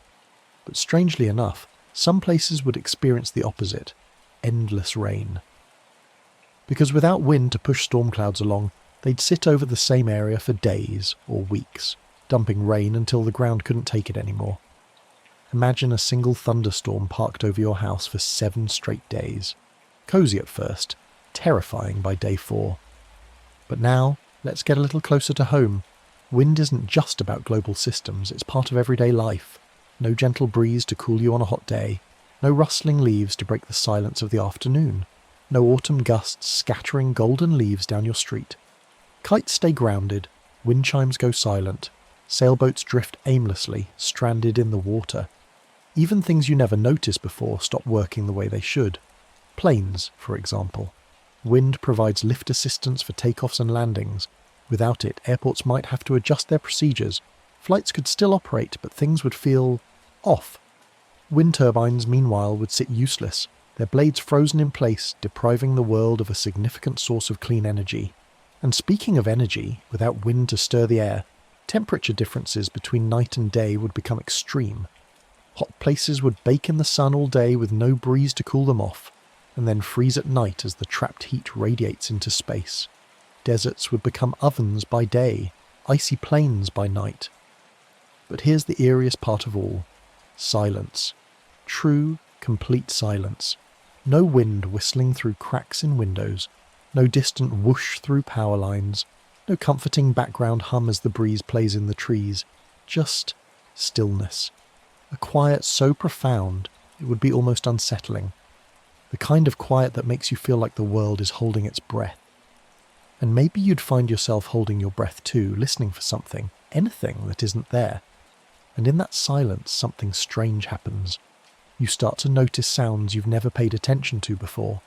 The quiet ticking of a distant clock, the hum of electricity running through wires, the faint rhythmic thud of your own heartbeat. Without the wind to fill the empty spaces, the world feels oddly exposed, as if someone has turned off the background music of life, leaving only the raw, unfiltered noise of existence. But while you're standing there in this eerie stillness, something else begins to change. Air pollution, remember all that smoke, dust and exhaust hanging motionless in the atmosphere, starts to settle. Without wind to scatter it, these particles eventually drift downward, coating streets, buildings and plants with a fine layer of grime. Rain, where it falls, struggles to wash it away because there's no breeze to carry the clean scent of fresh air across the landscape. The world feels stagnant, still, stuck, and people begin to notice. In big cities, Residents might develop respiratory problems from the build-up of stagnant air. Hospitals would see more cases of asthma and bronchitis. Weather forecasts would go from predicting sunny skies or scattered showers to simply saying, still, again. Businesses dependent on the wind, sailing companies, wind energy firms, outdoor events would grind to a halt. Farmers would struggle with strange new weather patterns. Crops that rely on breezes for pollination, like many fruits and nuts, would produce less food. Even bees, whose flight patterns are subtly shaped by the wind, might struggle to navigate. And while humans would adapt in typical human fashion, installing fans, purifiers and artificial breeze generators, the natural world wouldn't adjust so easily. Ecosystems that have evolved with wind over millions of years would falter. Wind-dispersed seeds would fall directly beneath their parent plants, crowding the soil and competing for resources. Certain insects which rely on breezes to carry pheromones and scents to mates would struggle to find one another.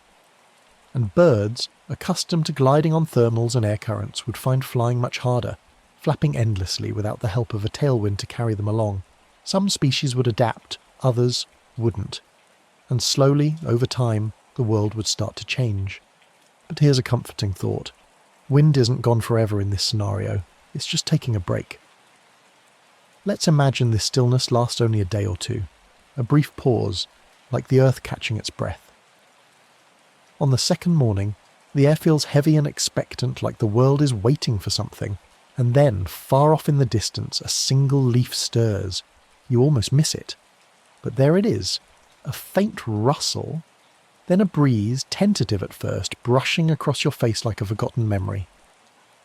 The trees sigh, the flags lift from their drooping rest, and just like that the wind is back. You'd hear the gentle whoosh of leaves in the trees, the distant hum of air rushing through alleys and fields, and perhaps, finally, the sweet relief of fresh moving air washing the stagnation away.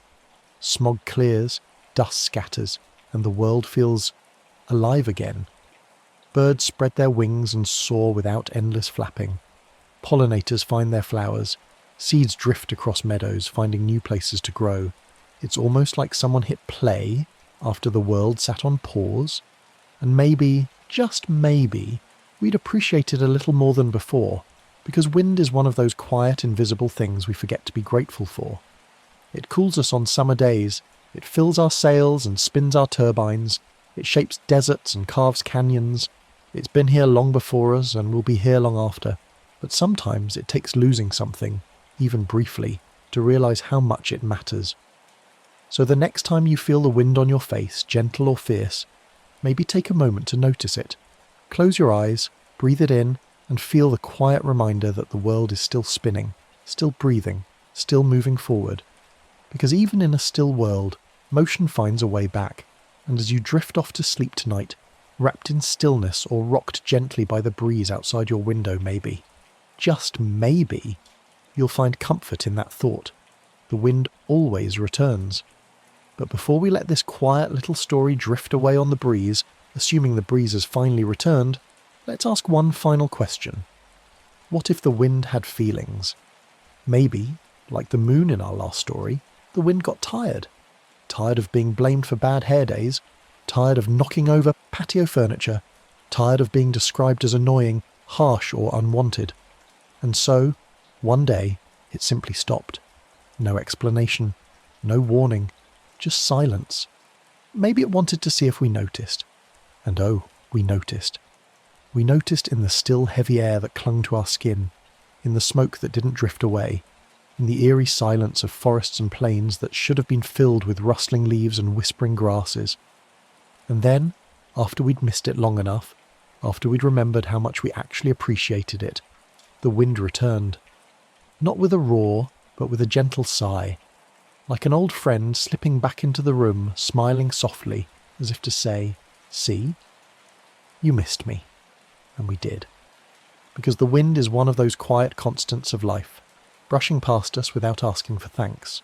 It's the invisible hand that turns windmills, cools sun-baked cities, scatters seeds across fields and carries laughter down empty streets. It hums through mountains, races over oceans, and whispers secrets through the branches of ancient trees. And in its absence, we realise that silence, as peaceful as it can be, sometimes needs a little movement, because life, like wind, is meant to flow. So maybe, as you drift off tonight, wrapped in stillness, you'll find yourself listening for the faintest breeze outside your window. Not because you need it to fall asleep, but because it's nice to know the world is still breathing, still alive, still in motion, still full of the small, quiet things we so often forget to notice.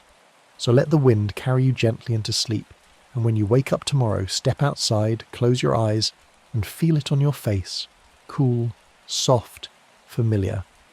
That's the world, saying good morning, and with that, our strange little journey through sleepy what-ifs comes to an end, for now. From a city buried beneath thousands of nuclear blasts, to a sky missing its moon, to a world where the wind paused for just a moment, each scenario, as unlikely as they are, reminds us of something simple. This world is strange, fragile, beautiful, and sometimes it's the quiet things, the background characters of life, that matter most when they're gone. So as you tuck yourself in, close your eyes, and let your thoughts drift away, remember, the moon is still out there, the wind is still blowing, and no one, hopefully, is firing 12,500 nuclear warheads at the same city. Sleep well, curious mind. The world keeps turning. All right, cozy up again, take a slow breath, and let's wander into our next sleepy little disaster. This time, we're not looking up at the skies or out across still oceans. We're looking down, beneath our feet. Because buried under mountains, fields and cities, there's a world of molten rock quietly bubbling away, waiting for its moment. Volcanoes, hundreds of them, scattered across the earth like angry pimples on a teenager's face, some towering proudly above ground, others hidden beneath oceans and ice sheets, quietly waiting, quietly rumbling. Now imagine, just for fun, that every single one of them decided to erupt at the exact same time. Yes, every volcano, active ones, dormant ones, the ones nobody even knew existed until they blew the roof off some forgotten mountain range. What would that look like? Well, first let's count them. Scientists estimate there are about 1,500 active volcanoes on land, and thousands more on the seafloor. In total, maybe 50,000 volcanic vents, cracks and calderas scattered across the globe. If they all went off at once. Well, first, the noise. The planet would sound like a billion fireworks going off, but lower, deeper, angrier. The kind of sound you don't just hear, you feel in your bones. Earthquakes would ripple outward in waves, shaking every continent, every island, every forgotten desert shack. Skies would darken instantly as ash clouds rise like dark mountains into the atmosphere. Entire regions would go pitch black in the middle of the day, and then comes the lava. Torrents of molten rock spilling down mountainsides, swallowing forests, rivers, highways and towns. But the real chaos, it's in the air. Volcanoes don't just spit out lava. They launch sulfur dioxide, ash and fine particles into the stratosphere. And when enough of that gets up there, sunlight struggles to get through. It's called volcanic winter. The last time a single volcano, Mount Tambora, erupted in 1815, it cooled the planet enough to cause the year without a summer. Crops failed. Snow fell in June. People froze and starved across Europe and North America, and that was just one volcano. Now multiply that by thousands. Temperatures would plunge across the planet. Daylight would dim for months, maybe years. Crops would fail worldwide. Global food supplies would crumble. And the sky? Imagine a permanent sunset. Red and orange hues painting the horizon at noon, followed by long, cold, dark nights. But hold on. Before we get too dramatic, let's remember. The world has seen volcanic periods before. Massive eruptions like the Deccan traps in India or the Siberian traps in Russia blanketed the sky with ash and gases for thousands of years, and yet life eventually returned. So while this scenario would be catastrophic for humans, Earth itself would survive. Nature would adapt. But let's zoom back in for a second. What would this look like in your neighbourhood? That quiet hill you jog past every morning? Surprise! Turns out it's a dormant volcano. Lava's now pouring down your favourite hiking trail. Those distant mountains you admire from your window, they're throwing ash 10 miles into the sky. And that calm lake down the road, boiling. Planes would be grounded worldwide. Volcanic ash destroys jet engines. Solar panels, now coated in ash, would stop producing electricity. and the world's power grids would strain under the sudden drop in sunlight. Emergency services, completely overwhelmed, and the internet, well, satellites would struggle too as fine volcanic particles drift into low Earth orbit. But it wouldn't be all chaos. Some species, fungi, certain bacteria, even some insects, would thrive in the dark, damp, sulfur-rich environments left behind. In fact, after the chaos settled, volcanic soils would become some of the most fertile on Earth. Ash enriches the ground, creating lush forests and farmland eventually. But not for a while. For years, maybe decades, the world would feel like a cold, dim, post-apocalyptic movie set, and people, being people, would adapt. Underground farms with artificial light, cities heated by geothermal energy, food grown in vertical towers, powered by what little electricity remains. We'd huddle together, waiting for the skies to clear, and maybe during those long dark nights, someone would tell the story of how one day the Earth decided to remind us who's really in charge. And maybe they'd laugh. Just a little. Because what else can you do when your world is buried beneath a blanket of ash, except laugh, adapt, and wait for the sun to shine again? But let's not stop there. What happens after that first terrifying day? Well, after the explosions fade and the lava cools, because eventually everything cools, the real long-term effects begin to unfold. The atmosphere is now thick with sulfur dioxide and volcanic ash, not just a thin layer over one continent, but a dense, swirling veil encircling the entire planet. Sunlight struggles to break through, temperatures plunge by several degrees almost overnight. Summer crops fail, vineyards shrivel, wheat fields freeze, and you, standing outside in a thick winter coat in what should have been July, wonder whether it's time to start learning how to grow mushrooms in your basement. But the cold isn't the only problem. The sudden darkness disrupts ecosystems. Plants, deprived of sunlight, stop photosynthesizing. Without plants, herbivores struggle to find food. Without herbivores, predators starve. It's a domino effect and it falls fast. But the oceans? Oh, the oceans take a bit longer to react. Volcanoes beneath the sea, the ones we rarely think about, would release gases into the water, altering its chemistry. Marine life, already stressed by human activity, faces another challenge. Acidic, warmer, gas-choked waters. Coral reefs bleach and crumble. Fish populations decline. Fishing industries collapse, adding another blow to global food supplies. But here's a strange twist. In some places, life adapts in unexpected ways. Volcanoes create new land. Islands rise from the sea, still steaming and raw.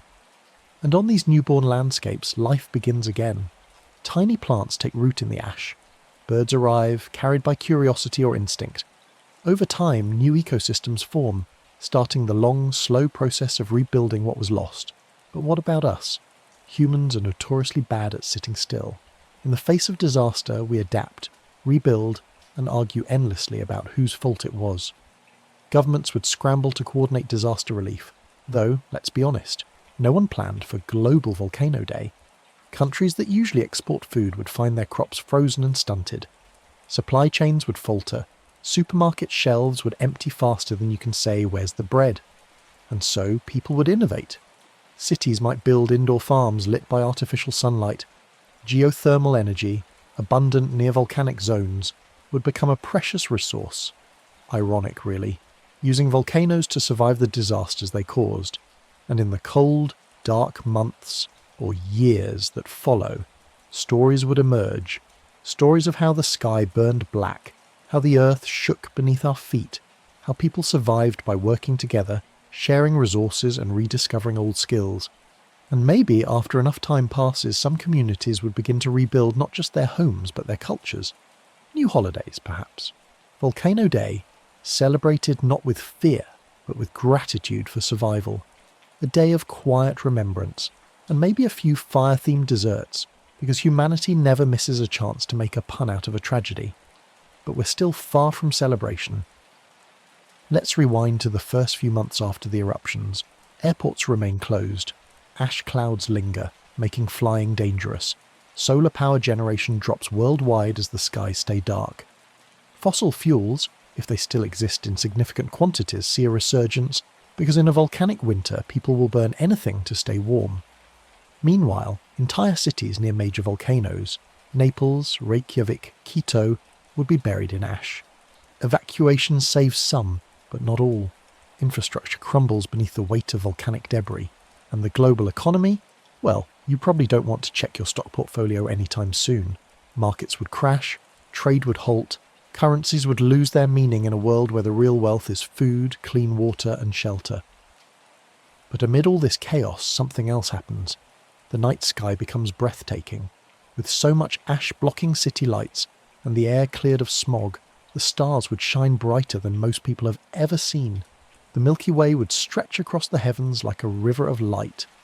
And maybe, wrapped in blankets beside makeshift fires, people would look up and feel a strange sense of awe.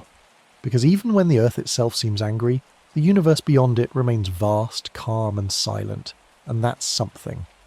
Now, how long does this volcanic winter last? Scientists estimate that large eruptions can affect the climate for 1 to 5 years. With every volcano on Earth erupting at once, we might be looking at decades of cooler, darker conditions. But eventually gravity pulls the ash down, rains wash the skies clean, sunlight filters through once again, and in the rubble and ash, life takes root. Plants regrow in volcanic soil, which, enriched by minerals from deep inside the Earth, is some of the most fertile ground there is. Animals return, humans rebuild, and slowly colour returns to the world. But let's not skip ahead too quickly. Before the sunshine returns and the birds start singing again, there's still the matter of survival. In the first year after the eruptions, global agriculture would be in a full-blown crisis. Without sunlight, crops like wheat, rice, and corn wouldn't grow. Farmers, staring at barren fields, would have to make impossible choices. What little they harvest might feed their families, but it wouldn't be enough for the towns and cities nearby. And what about livestock? Well, without crops to eat, they wouldn't last long either. Grain prices would skyrocket, if anyone's even bothering with currency at this point. Most likely communities would switch to barter and trade, swapping whatever resources they can produce locally. And speaking of local, food would become a regional concern again. Forget global supply chains bringing bananas to Canada and avocados to Norway. If it doesn't grow near you, or in your basement under grow lights, you're not eating it. People would turn to root vegetables, mushrooms and hardy greens that can survive low light and cooler temperatures. So who survives best? Probably the folks who already live in cold, harsh climates. Icelanders, Siberians, Inuit communities. People used to long winters and limited resources. Their knowledge of preserving food, heating homes efficiently, and working together in tough conditions would suddenly become invaluable. Meanwhile, countries in the tropics, used to abundant sun and rainfall, would struggle with the sudden cold snap. But here's a little silver lining. Volcanic eruptions release carbon dioxide, yes, but in this case the cooling effects of the sulfur and ash far outweigh the warming from CO2. Ironically, in the long term, those volcanic gases could help stabilise the climate after the dust settles. But first, we'd have to get through the darkness. And as the months pass, people would adapt in small but meaningful ways. Books would be read by candlelight. Fireside stories would replace television shows. Neighbours would become essential allies instead of strangers. It's funny how a world-ending catastrophe has a way of making people appreciate the little things.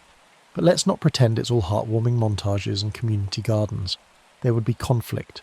Resources would be scarce. Governments would face difficult choices about who gets help and who doesn't. Cities dependent on constant imports, Tokyo, New York, Singapore, would face unrest. But far from the noise, in quiet valleys and remote islands, small communities might thrive, unnoticed by the chaos of the larger world. They'd fish in nearby rivers, farm what little the soil can grow, and build lives from scratch. And someday, they'd tell their children about the year the skies went dark, the mountains roared, and the earth reminded us who was in charge. But what happens to the volcanoes themselves? After such a massive, simultaneous eruption, most would fall silent for centuries. Their magma chambers emptied, their pressure released, they'd return to dormancy, slowly refilling beneath the earth. Geologists, those lucky enough to survive, would have plenty of work ahead of them, mapping new landscapes, studying the chemical composition of the ash, measuring how much Earth's crust shifted during the chaos, and they'd probably argue about what caused the simultaneous eruption in the first place. Was it a fluke? A coincidence? a massive tectonic chain reaction, or something stranger, like the Earth itself letting off steam after holding it in for far too long. But here's the real kicker. Life would go on. The Earth has endured worse. Mass extinctions, meteor impacts, supervolcanoes erupting before humans ever existed. And each time life clawed its way back from the brink. It wouldn't be the same life, of course. Some species would vanish forever. Others would evolve to fill the empty niches left behind. And in a few thousand years, the planet would look vibrant again. Lush forests, teeming oceans, and perhaps small clusters of humans telling stories around fires beneath clear skies. Stories of when the world turned dark, the mountains burned, and the skies wept ash. But for now, as you're lying there, warm and safe in your bed, it's worth remembering. Volcanoes are a reminder that this world is alive beneath its surface. A restless molten heart beats deep below our feet, shaping continents, building islands, and, every once in a while, reminding us that we are guests on this planet, not its masters. So sleep well tonight. No volcanoes are erupting outside your window. Probably. But before we drift off completely, let's imagine what the recovery looks like. After a few long, cold years, the skies finally begin to clear. It starts slowly. Ash particles caught in the upper atmosphere fall back to Earth, washed down by rain and snow. Bit by bit, the sun's rays reach the ground again. Plants, long dormant under blankets of dust, start to sprout. Tiny green shoots poke through the ash, cautious but determined. Forests regrow, first in patches, then in vast, wild stretches. And animals return too. Birds, squirrels, deer, all reclaiming habitats left empty during the long volcanic night. But human civilization doesn't simply hit resume. No, it rebuilds differently. Some cities are gone forever, buried under volcanic rock and ash.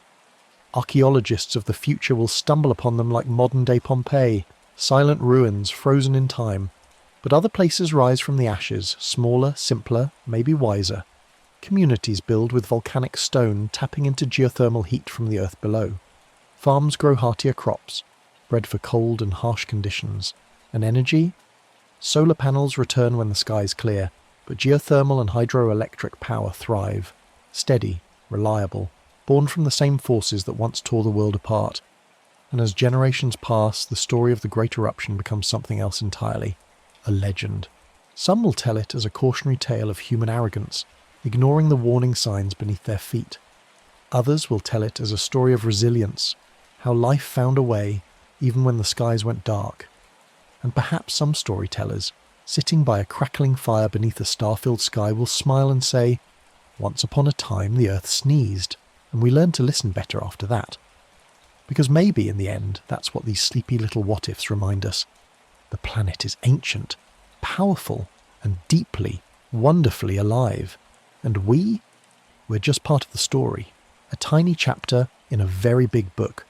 So tonight, as you close your eyes and drift into sleep, remember, the volcanoes beneath your feet are quiet now. The sky above is clear, the air still and cool, and while the earth rumbles and shifts far below, for now you are safe and still. The world spins on, and tomorrow the sun will rise again. Probably. All right, let's put away the volcanoes and moon mysteries for a moment and wander into something a little closer to home. Picture this. You wake up one morning, stretch, yawn, and reach for your phone, only to find nothing. No notifications, no emails, no social media scroll to start your day. You try refreshing the news, opening your favourite apps, maybe even toggling your Wi-Fi off and on like some ancient ritual to please the tech gods. But it's not your phone, it's not your Wi-Fi, it's everything. The entire internet gone. No Google, no YouTube, no sleepy what-if videos to help you drift off. Just silence. Okay, well, not literal silence. Birds are still chirping, cars are still honking, and your neighbour's lawnmower is still somehow ruining your morning peace. But the digital hum, the background noise of modern life, is suddenly missing. So what happens next? First, confusion. People stare at blank screens, wondering if their router is broken. Its support lines light up like Christmas trees, though ironically, they can't do much without the internet either. Coffee shops, offices and libraries are filled with confused people rebooting devices that were never broken to begin with. And then comes the second wave, frustration. Workplaces grind to a halt. Think about it. How much of your daily life depends on the internet without you even realizing it? Emails, cloud storage, online meetings, digital calendars. Without those things, meetings are missed, projects stall, and people sit awkwardly in conference rooms staring at each other like it's 1993 again. But wait, there's more. Financial markets freeze, stock trading platforms stop functioning, online banking shuts down, credit card payments stall in checkout lines worldwide, grocery stores that rely on internet-connected payment systems suddenly start accepting only cash, if they can open at all. And delivery drivers? They're stuck in parking lots, unable to load their digital routes. But let's zoom out even further. Air traffic control systems, power grids, hospitals, many of them have offline backups, but they still rely heavily on internet-based communication. Without it, delays pile up, coordination gets messy, and the risk of accidents increases. But before we drift too far into disaster territory, remember, this is only for one day. No wars, no asteroid strikes, just 24 hours of unplugged chaos. And honestly, after the panic fades, something kind of magical happens. People start talking. In offices, co-workers pull out notepads and pens, rediscovering the lost art of handwritten to-do lists. In homes, families play board games, read books, or, dare we say it, go outside. Kids ride bikes instead of watching cartoons. Teens sit in awkward silence, unsure what to do without TikTok and memes. And somewhere in a quiet corner of the world, an elderly neighbour sighs and says, "See? I told you we didn't need all that internet nonsense." But for businesses, the financial toll is real. Estimates suggest that a single day of global internet outage could cost the world economy tens of billions of dollars. E-commerce giants like Amazon and Alibaba lose millions by the hour. Streaming services miss out on subscription renewals and ad revenue. Content creators, yes, even sleepy scriptwriters like me, find their videos stuck in digital limbo waiting to upload. But the real cost is in the uncertainty. Without clear answers about why the internet is down, people start imagining the worst. Is it a cyber attack, a solar flare, some rogue AI pulling the plug, or maybe, just maybe, the internet itself needed a break? After all, we overload it every second with emails, cat videos, online orders, and endless conspiracy theories. Maybe the servers just sighed, threw up their hands and said, "I need a nap." But back to reality. Governments would scramble to communicate with their citizens through TV, radio, and good old-fashioned press briefings. Emergency alerts would go out via text message and landlines, assuming those still work. Tech companies would hold frantic emergency meetings, sending engineers racing to data centers and fiber optic hubs worldwide. And meanwhile, most people would do what they always do in a crisis: complain, adapt, and wait it out. Because deep down we know the internet isn't gone forever. It's too big to disappear without a trace. So people breathe, they adjust, they step outside and realize the world is still here, birds are still flying, waves are still crashing, and somewhere, someone is making coffee without watching a YouTube tutorial about how to make coffee. But now let's get a little more practical. What happens to communication? Sure, you can still call someone on a landline if you can find one, but let's face it, most people today wouldn't know where to begin without WhatsApp, Slack, or email. Businesses would dig up old phone trees, the kind where managers have to personally call their teams one by one. Office workers would print paper memos for the first time in years, maybe decades. TV and radio would suddenly be cool again. News anchors would break into regular programming to share updates like, "The internet is still down, folks, please stay calm," followed by some cheerful weather forecast that feels weirdly irrelevant right now. But strangely, the world wouldn't be quiet. Without the internet, people would fill the void with their own noise. Neighbours would lean over fences to chat. Kids would shout across parks. And offices would buzz with actual conversations instead of silent Slack messages and email threads. And somewhere, in dusty basements and forgotten closets, old board games and paperbacks would see the light of day again. But let's check in on some industries that would really feel the hit. First, transportation. Ride-sharing services like Uber and Lyft, gone for the day. Package tracking, sorry, your out for delivery notification isn't going to arrive today. Traffic lights in smart cities that rely on cloud updates, frozen on whatever setting they last had. Imagine intersections stuck on red for hours. Chaos in slow motion. And how about entertainment? No Netflix, no Spotify, no YouTube. People would suddenly remember that DVDs and vinyl records exist. Gaming consoles with offline modes would become the MVPs of the living room, and books, yes, actual books with pages, would make a glorious comeback for at least one day. Libraries, those quiet, overlooked buildings, would see an unexpected boom in visitors looking for something, anything to fill the time. But it wouldn't all be peaceful nostalgia. Let's talk finances again because, well, money tends to make people nervous. Banking systems would struggle. Online banking down, stock trades halted, international currency transfers. Nope. Cash would briefly reclaim its throne. You'd see people lining up at ATMs, hoarding bills like it's 1999 and Y2K all over again. And it's not just Wall Street. Small businesses would be hit too. Without payment apps or credit card processing, it's back to cash and handwritten receipts. Some cafes might just shrug, give out free coffee and say, "Come back tomorrow when the Wi-Fi works." But here's a curious thing.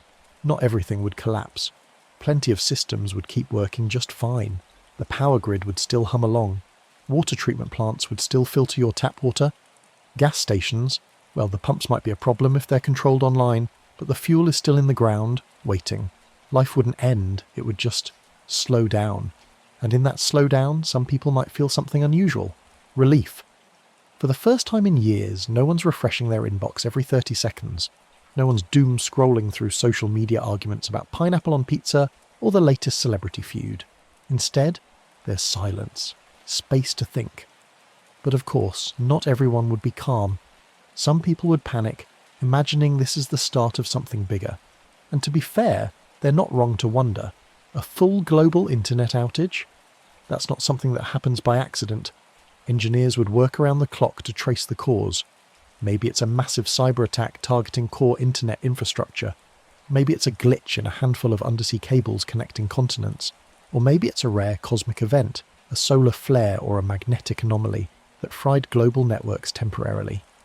Whatever the reason, the internet outage would be one of the most carefully studied events in human history. And when the fix finally comes, it wouldn't be instant. Restarting the internet isn't like flipping a light switch. Data centers need rebooting. Routers and servers need resetting. Cloud systems need to resync their scattered bits of information. And when the internet finally hums back to life, after hours of darkness, the world breathes a collective sigh of relief. Phones ping and buzz like digital fireworks. Emails flood inboxes. Social media timelines fill with posts like, "We're back," and "That was scary, LOL." Memes are created within minutes naturally. And just like that, the chaos fades. But here's the question. Do people go right back to scrolling and refreshing and buying and posting as if nothing happened? Or does something change? Do they pause, just for a moment, and remember what it felt like to sit quietly, without endless notifications calling for their attention? Let's be honest, most people probably go right back to scrolling.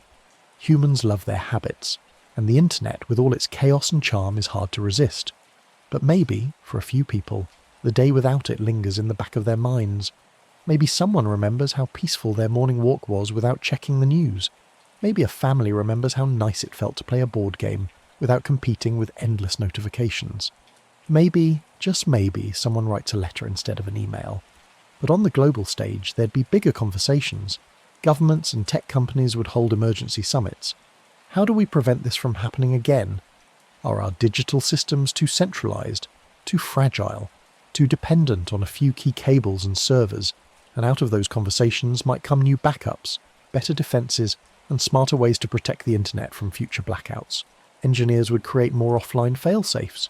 Businesses would build better contingency plans. And maybe your phone would finally have an offline mode that isn't just a sad little message saying, "No connection." But let's zoom back into everyday life for one last sleepy thought. The next morning, life feels a little different. People return to their emails and social feeds, but maybe they scroll a little slower. Maybe they notice how blue the sky is, or how quiet the park feels without headphones in their ears. And somewhere, far from the buzz of notifications and news updates, a person sits with a cup of coffee, enjoying the rarest thing of all in the digital age: silence. The internet gave us a glimpse of the life without itself, and in doing so reminded us of what we sometimes miss when we're always connected. So the next time your Wi-Fi glitches out or your phone loses signal, maybe don't panic. Maybe just sit still, take a breath, and enjoy the rare peace of disconnection. Because when the noise returns, and it always does, you'll be grateful you took a moment to enjoy the quiet. And as you drift off to sleep tonight, here's the thought to hold on to. The world spins on, with or without the internet, and sometimes the quietest nights are the ones we need most.